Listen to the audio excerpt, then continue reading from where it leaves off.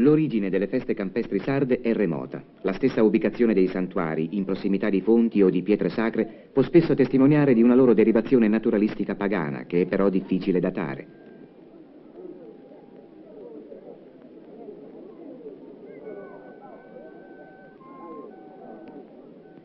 Più semplice precisare l'epoca in cui tali riti e tradizioni assunsero il definitivo assetto di culto e di celebrazione cristiana. I santi Cosma e Damiano sono due medici che vissero in Asia nel V secolo e il loro culto fu certamente introdotto in Sardegna all'epoca della dominazione bizantina.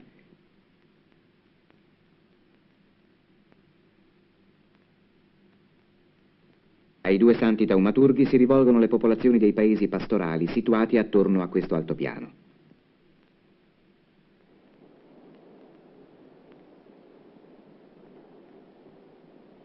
La struttura di un'arcaica società agro-pastorale si riflette in ogni aspetto della vita del santuario, anche nella suddivisione dei compiti fra i due sessi.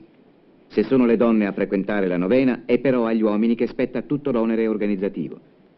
Un comitato paesano provvede alla manutenzione della chiesa e delle cumbesias, oltre che all'organizzazione dei festeggiamenti. Sono gli obrieri che, diretti da un priore, provvedono durante l'anno alla raccolta dei fondi, elemosinati di famiglia in famiglia e di paese in paese. Il comitato è un organismo laico, autonomo da ogni controllo ecclesiastico, che però si interessa di ogni manifestazione della vita del santuario, anche di quelle più strettamente religiose.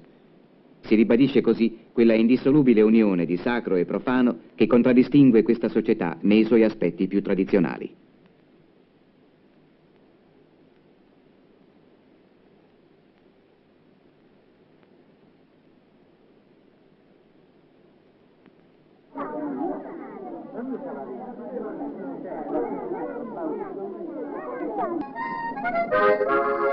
Il ballo fa parte della festa, rappresenta il momento in cui in maniera rituale si corona in letizia l'avvento di questa giornata.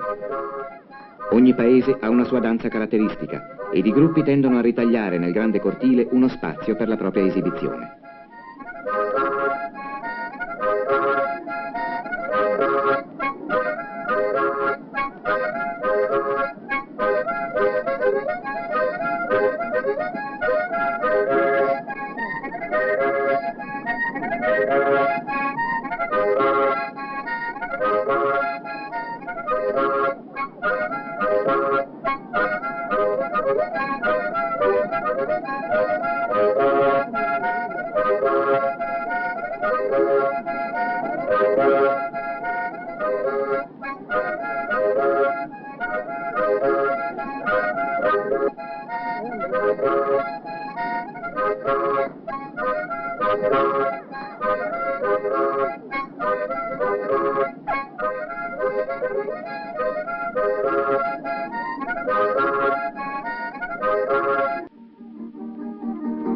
Come in tutte le culture rustiche, festa vuol dire anche cibo, anzi vuol dire banchetto.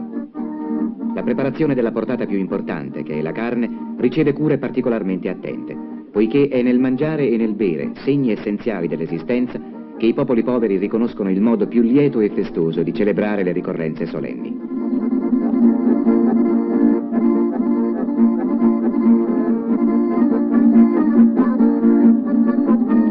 Il grande pranzo comune è un atto senza il quale la festa non sarebbe completa.